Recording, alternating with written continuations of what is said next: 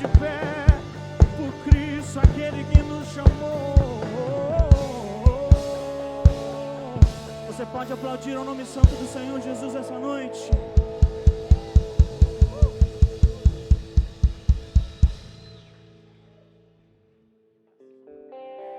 Aleluia, glória a Deus.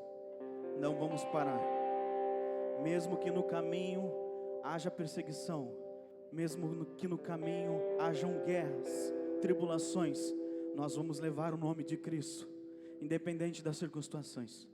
Aleluia, glória a Deus.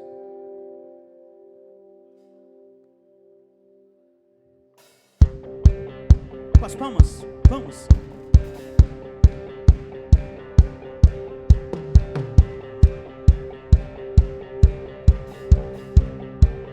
Cante comigo assim. Cante ao Rei uma música que vem dos céus. Cante ao Rei com gratidão, pois Ele ouve com brados de louvor. Exalte o nome de Cristo. Você conhece essa canção? Se você não conhece, está bem fácil. Cante mais uma vez comigo.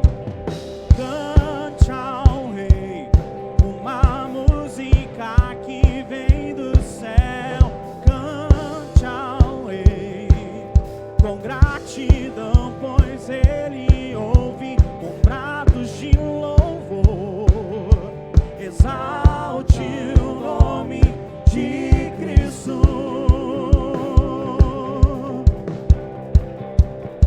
Como não amar o Senhor? Diga assim.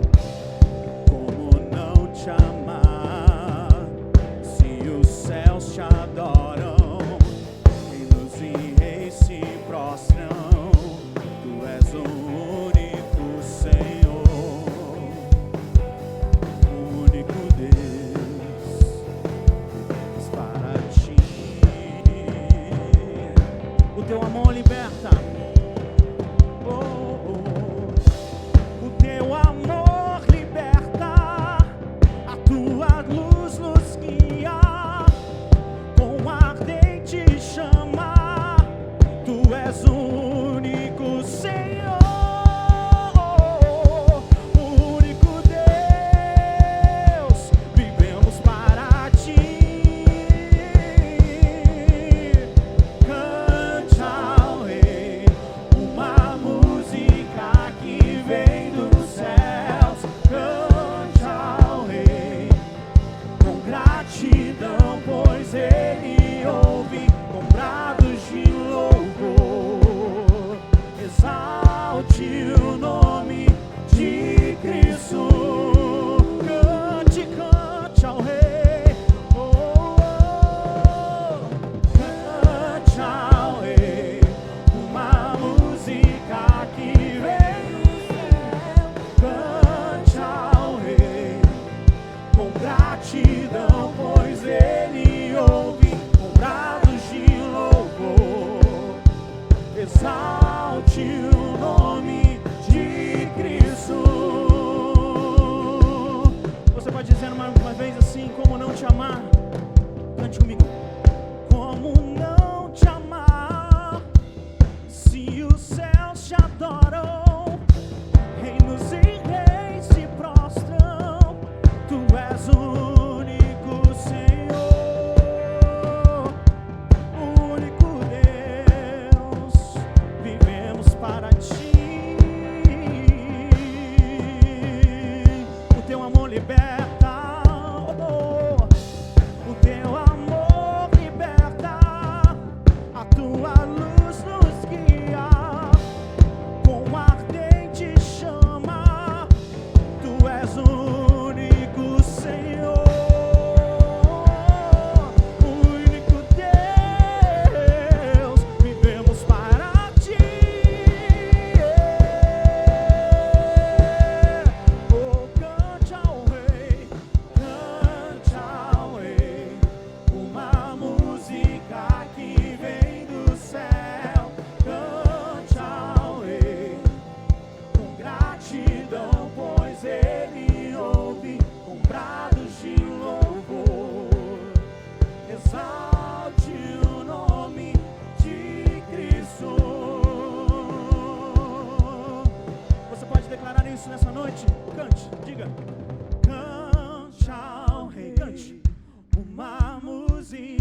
pode ser mais forte.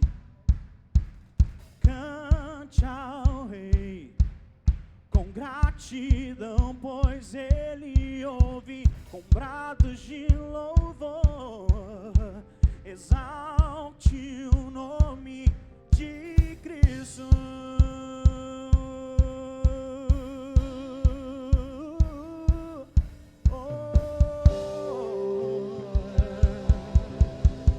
Aleluia. Glória a Deus. Aleluias. Louvado, exaltado seja o nome do Senhor. Você pode tomar seu assento nesta noite. Estamos aqui desde as 8 horas, 7 horas da manhã. E muitos já estão aqui, já estão cansados. Mas Deus irá renovar nossas forças nesta noite. Porque já fomos cheios da presença e do poder do Espírito Santo de Deus neste lugar durante este dia. Amém? Eu queria convidar o nosso irmão Jean, lá de Osório, representando o pastor Alexandre, vai passar aqui, vai estar fazendo uma oração. E meu amigo, o pastor Wagner Rosa, vai estar nos trazendo uma saudação nessa noite. Amigos que Deus tem colocado no nosso caminho, que diz a palavra que tem amigos que são chegados mais que irmãos. Eu posso contar com muita gente que está aqui nessa noite. Pastor Lucas, pastores lá de Veranópolis, Osório, essa igreja que Deus tem colocado para caminhar juntamente conosco, juntamente com o pastor Alexandre, o nosso irmão Jean, que veio representar ele nessa noite. Passa aqui, irmão Jean, vai estar orando, e logo após, nosso pastor Wagner Rosa vai estar nos trazendo a primeira ministração. Glória a Deus, amém. Salve, amada igreja, paz do Senhor Jesus, amém. Glória a Deus, trago aqui um abraço para o pastor Alexandre, pastora Michele, que Deus possa abençoar a vida de cada um de vocês nessa noite, aleluia. Que você possa sair daqui nessa noite entendendo que você é flecha. E sendo flecha, você não está na mão de qualquer um, você está na mão da pessoa certa. Você vai voar ao lugar certo, você vai atingir o alvo certo. Tenha certeza, depois que você sair daqui, grandes coisas vão acontecer na sua vida. Mas vão acontecer sendo jogadas pela pessoa certa, que se chama Jesus Cristo Todo-Poderoso, amém? Se coloque de pé nessa noite em nome de Jesus. Vamos orar a Deus. Eterno Deus e maravilhoso Pai, nós te louvamos e te agradecemos, Senhor, por tudo que até aqui agora aconteceu, meu Deus. Muito obrigado, Papai querido, pelas palavras ditas, Senhor, pelos louvores entoados a Ti, Papai querido. Nós te pedimos, Pai, neste momento, que o Senhor venha continuar falando conosco, que o Senhor venha continuar derramando as Tuas bênçãos sobre estas pessoas que aqui chegaram, Senhor. Que nós possamos sair daqui nessa noite, entendendo, Pai, o verdadeiro propósito, Senhor, entendendo, Papai querido, que o Senhor quer nos usar nesta última hora. Senhor, nesta noite, derrama, Pai, da glória, da graça, Tua Shekinah em nosso meio. Papai querido, nós te pedimos, paralisa, Pai, toda obra contrária, paralisa toda obra do inimigo, Papai querido, e que nesta noite a vitória possa ser alcançada pelos Teus filhos, que nesta noite, Pai, nós possamos sentir algo mais da Tua parte. Não despede, Senhor, nenhum de nós vazios, mas que nós possamos sair daqui voando nas asas do Teu Espírito Santo, Pai. É o que desde já peço e te agradeço em nome de Jesus. Amém. Obrigado por oportunidade.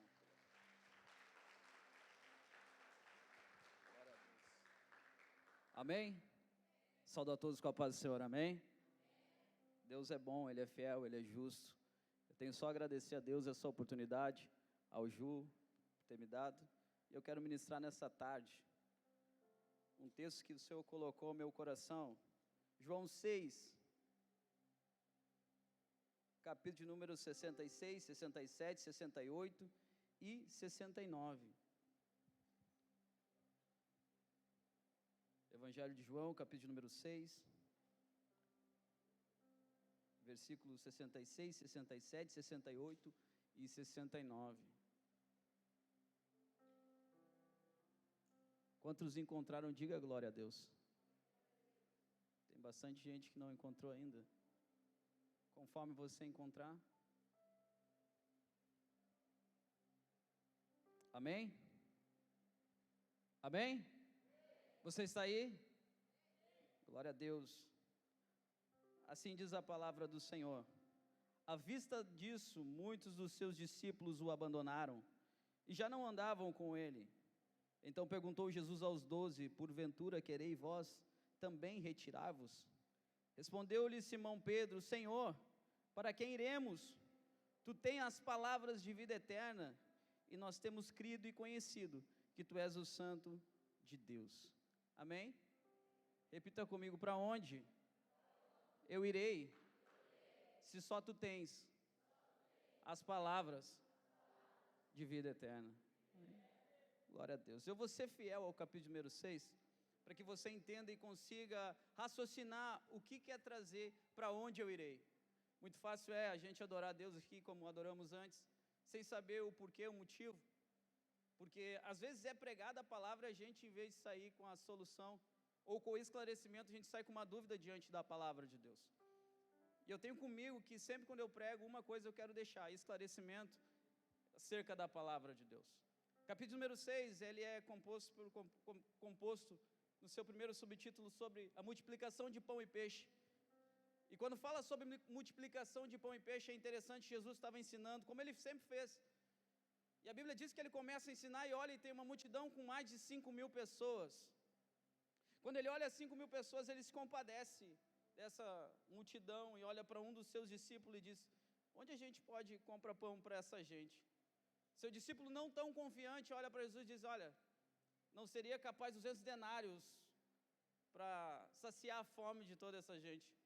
Ou seja, sempre tem um discípulo que, em vez de ajudar, dá contra. Vou repetir para você. Todas as vezes que você tiver um plano, um projeto, não conte com todo mundo.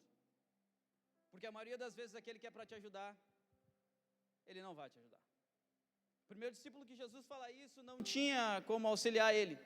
Mas tinha outro do lado escutando, que foi e trouxe um rapaz, um jovem, e ele tinha 5 pão e 2 peixinhos.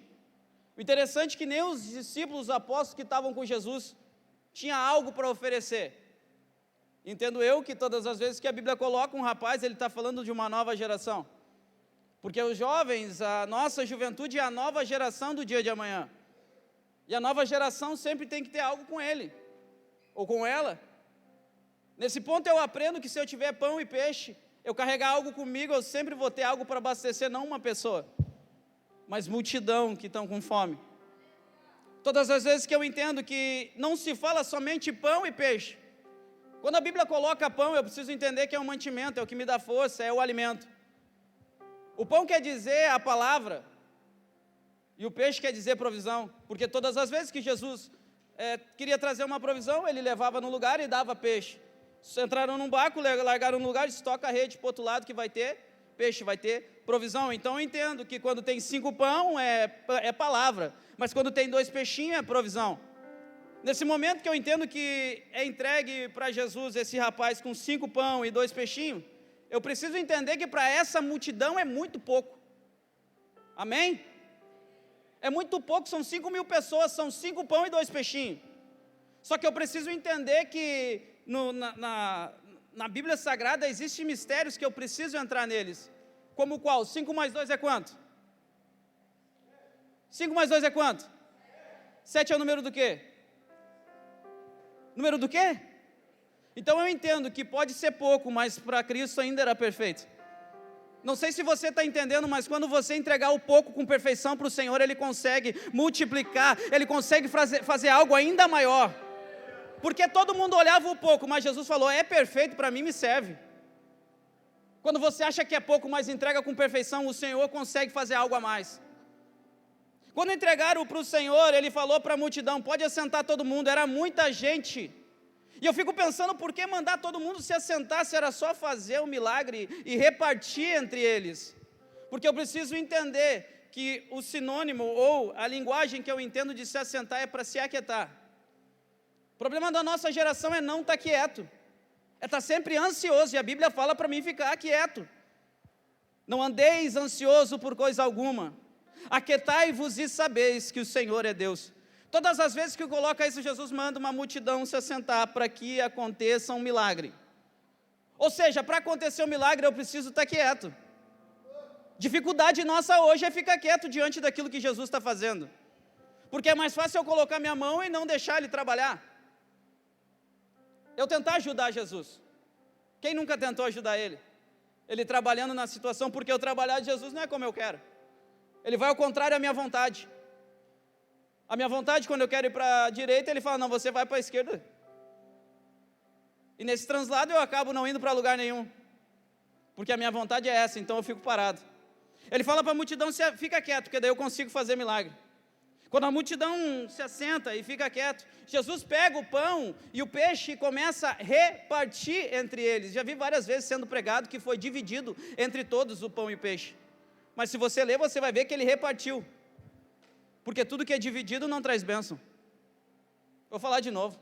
Todo mundo que traz divisão não traz bênção. Mas quem reparte aquilo que o Senhor dá, sempre tem vitória. Todas as vezes que você reparte aquilo que o Senhor está dando, ainda mais se você tiver palavra e provisão. Quando você divide a palavra que o Senhor está te dando, e a provisão que Ele deu, é pão, é peixe.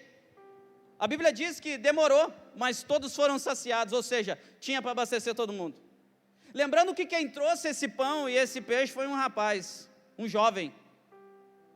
Diante disso, a Bíblia vai dizer que todos se saciaram. Só que o interessante é que quando eles começaram a juntar o que sobrou, porque Jesus disse, pega e não deixa nada, porque tudo que eu dou é santo, então pega tudo aquilo que sobrou, coloca dentro de cestos. O interessante é que na matemática de Deus sempre é perfeita, porque sobrou 12 cestos cheios de pão. Quando eu entendo que sobrou 12 cestos cheios de pão, eu preciso entender também o que é cesto. O cesto quer dizer o coração, porque não tem outro lugar para levar a palavra de Deus, senão no nosso. Então quando sobrou 12 cestos cheios de pão, eu preciso lembrar também que 12 é o número de apóstolos. Se sobrou 12 cestos, quer dizer que sobrou 12 apóstolos, para quê? Para encher o coração deles, mas do quê? De palavra. Você não entendeu ainda? Aquilo que o Senhor está te dando não é só para matar a fome de quem está lá fora, não. É para matar a fome de quem está aqui dentro. Tem muita gente dentro da igreja precisando da palavra, daquilo que você tem buscado lá na rua. Todas as vezes que eu entendo que sobrou 12 cestos cheios de pão, ou seja, 12 corações cheios de palavra, só me pergunta uma coisa: como é que sobrou pão e não sobrou peixe? É simples. Nos dias de hoje a gente esquece que a palavra tem que sempre sobrar, e a provisão é uma só. Não entendeu? A Bíblia diz que sobrou 12 cestos cheios de? Quando sobrou 12 cestos cheios de pão, é coração com palavra. E eu me pergunto, não foi repartido também peixe? Cadê o peixe? Só sobrou pão. Então eu entendo que a provisão vem uma vez só, mas a palavra tem que sobrar sempre. Quando eles estão com o coração cheio de palavra, a Bíblia diz que eles saíram de um lugar e Jesus falou, pegue o barco e atravesse para o outro lado. Quando eles pegam nessa caminhada, a Bíblia vai dizer que eles foram sozinhos. Jesus deu uma ordem, atravessem para o outro lado. Quando eles estão nessa travessia, Jesus fica orando. Quando eles começam a atravessar, a Bíblia diz que o vento era tão forte que batia no barco, de um lado para o outro. De uma maneira que eles não conseguiam entender, que eles estavam quase a morrer, começaram a falar um para o outro. E você sabe que pode não estar todo mundo com medo, mas a síndrome do medo pega em todo mundo. Ali a gente está falando de alguns pescadores, outros publicanos, e vários tipos de pessoas.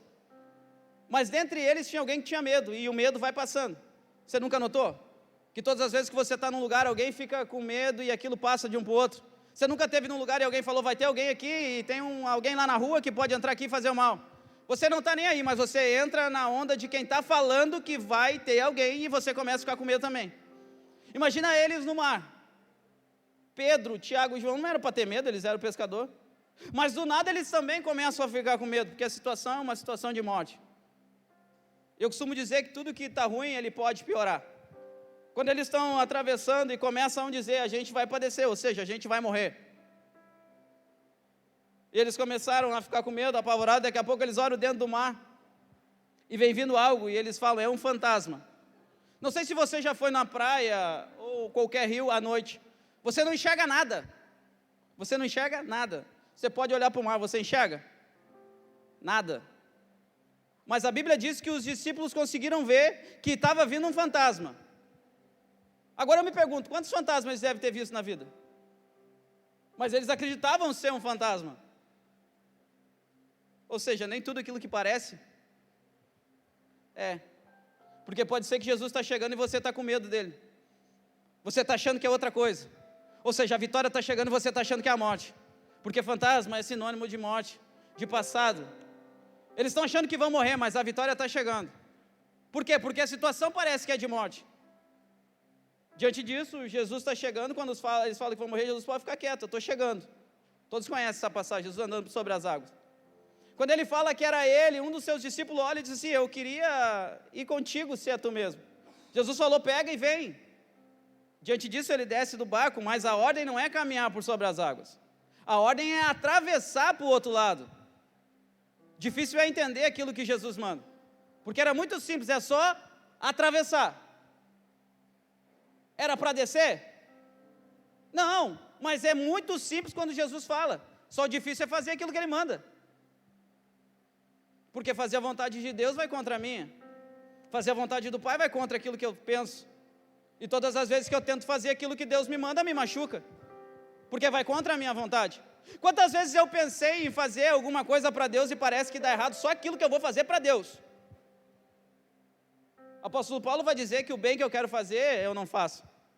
Mas o mal que está em mim, esse sim eu pratico. Nossa geração é uma geração que quanto mais fica perto de Deus, mais se acha santo. Eu discordo, Paulo disse que quanto mais perto ele ficava, mais pecador ele sabia que ele era. Ele chega a dizer que quando ele foi ao terceiro céu, ele notou o quanto ele era pecador. Nossa dificuldade é que quanto mais a gente fica dentro da igreja, a gente está achando que é santo.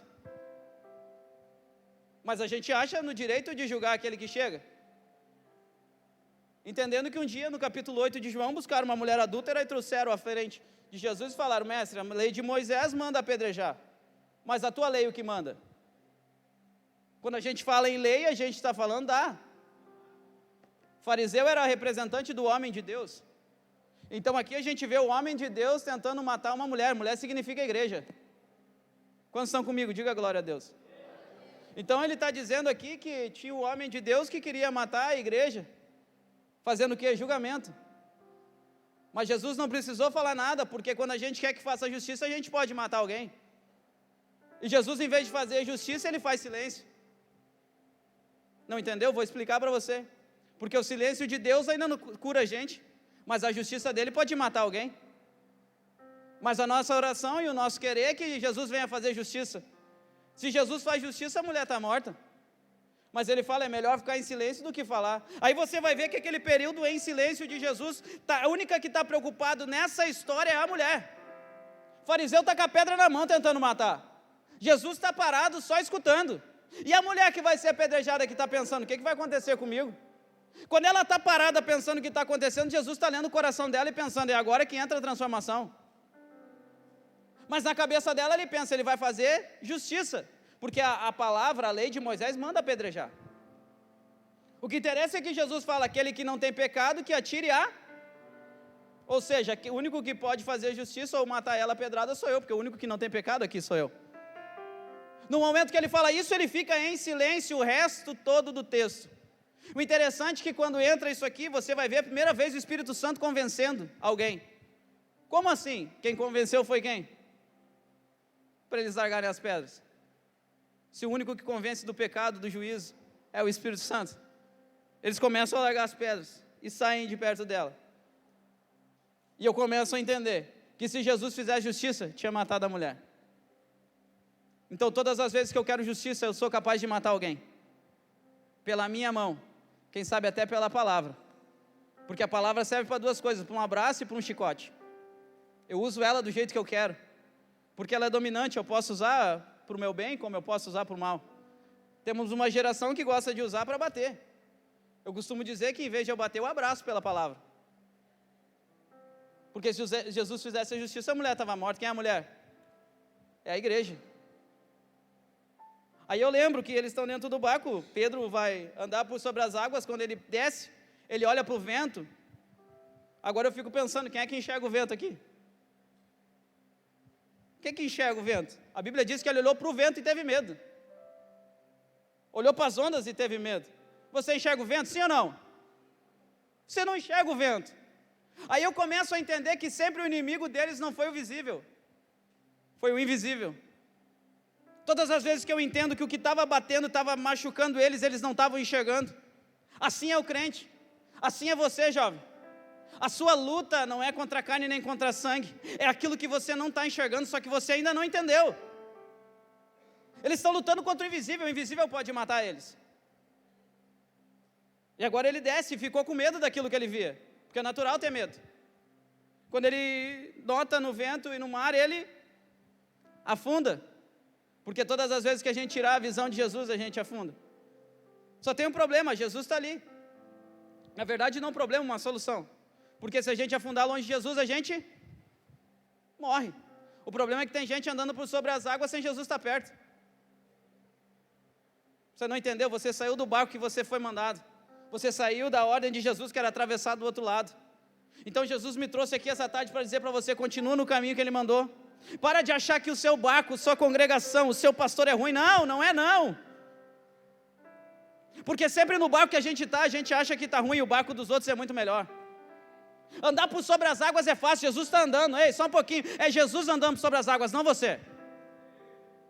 Então eu entendo que todas as vezes que é difícil eu paro, eu não ando. Porque se eu parar dá tempo de pensar.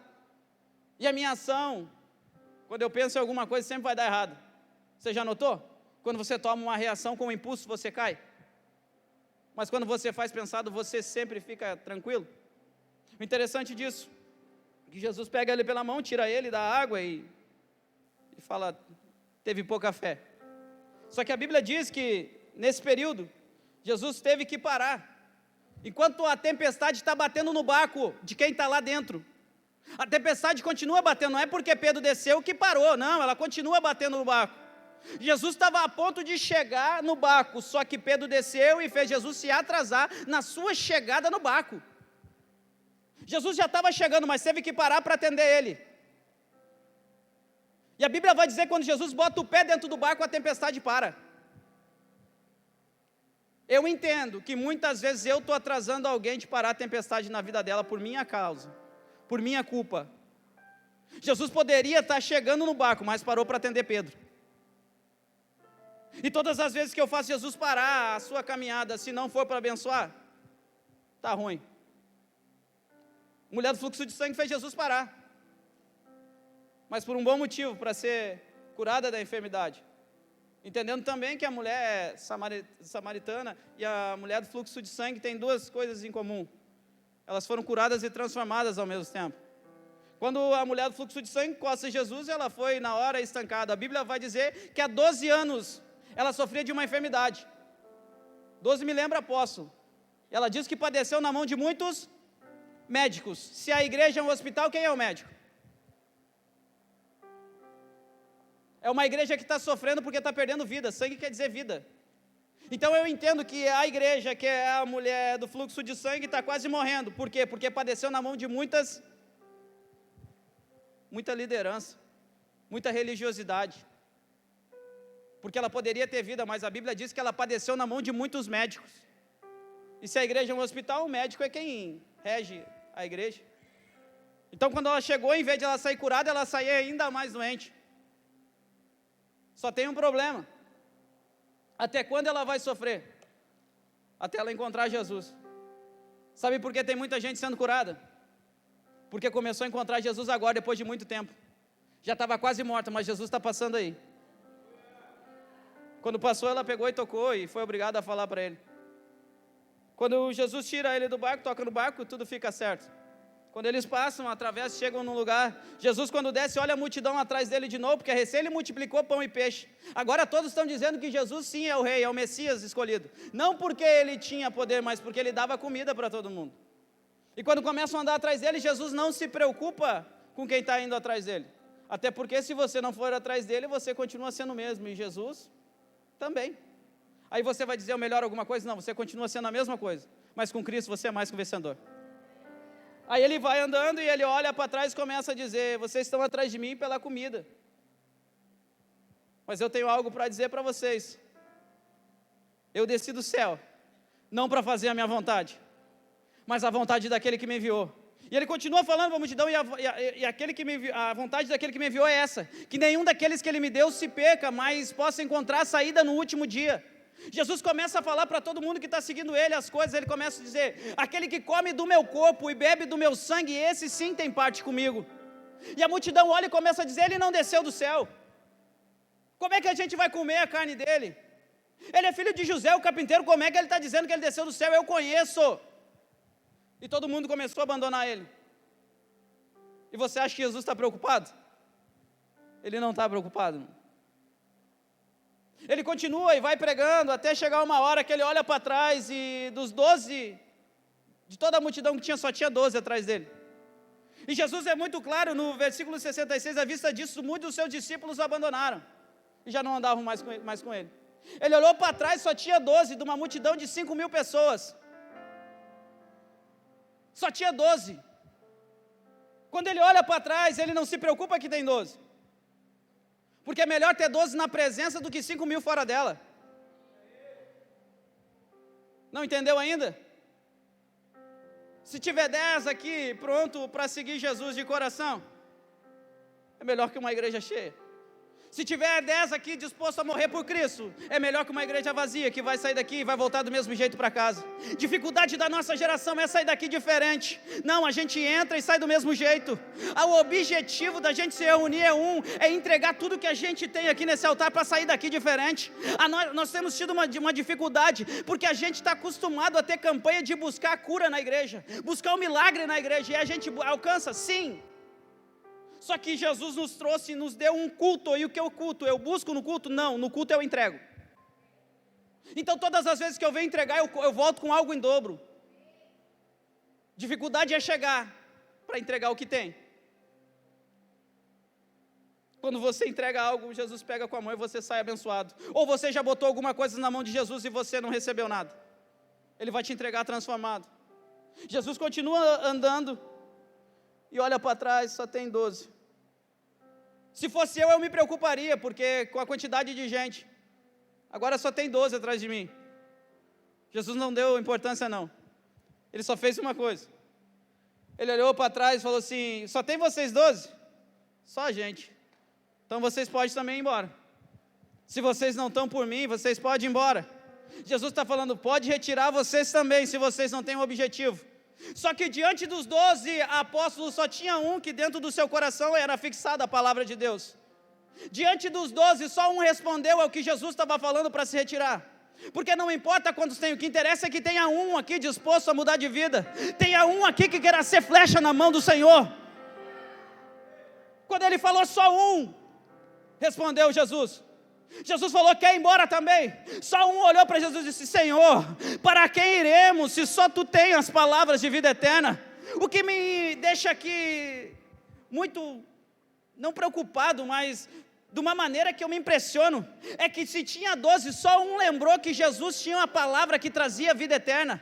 Pedro, quando diz, só o Senhor tem as palavras de vida eterna, ele não está preocupado com o milagre, ele não está preocupado com a cura, ele ainda está preocupado dizendo, foi a palavra que Tu me deu que vale a pena, ainda eu continuo com o Senhor por aquilo, não por aquilo que Tu tem me dado, mas por aquilo que você é. Não sei se você está entendendo nessa tarde aqui, juventude, mas pouco importa para Cristo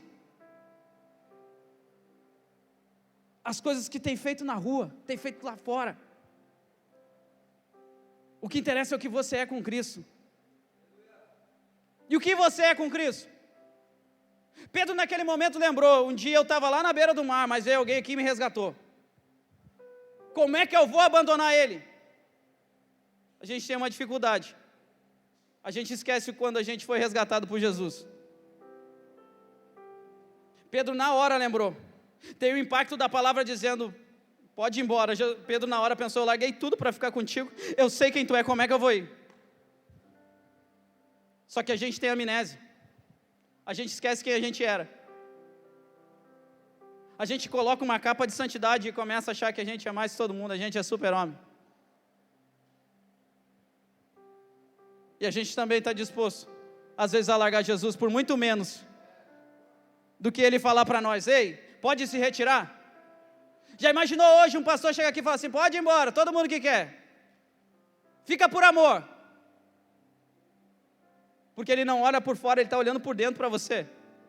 Você pode botar a melhor roupa, Ele não vai prestar atenção na sua roupa, Ele vai prestar atenção para o seu coração. Ou você nunca parou e pensou em você mesmo, dizendo assim, o que é que eu tenho que atrair o Jesus?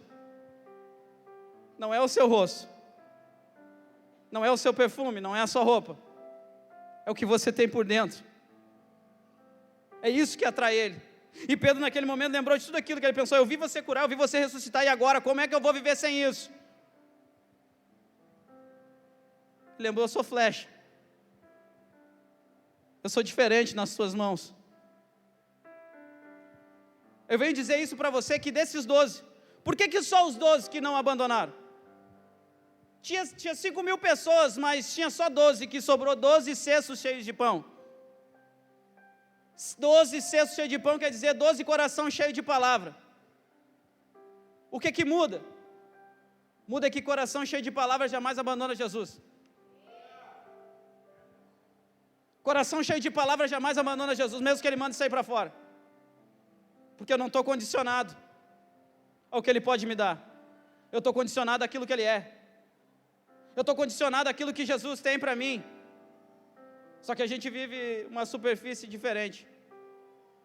A gente está falando de flecha na mão do valente, a gente esquece que a flecha na verdade foi escolhida, foi limpa, foi colocada na aljava, com um propósito, ela ser usada na hora que Ele quer, porque vai ter um alvo a ser acertado. E quem sabe nessa tarde ou nessa noite você aqui é flecha, mas ainda não sabe seu rumo. Fica tranquila, na hora certa. Fica tranquilo. Para onde você vai, se só Ele tem as palavras de vida eterna? Você pode se colocar de pé?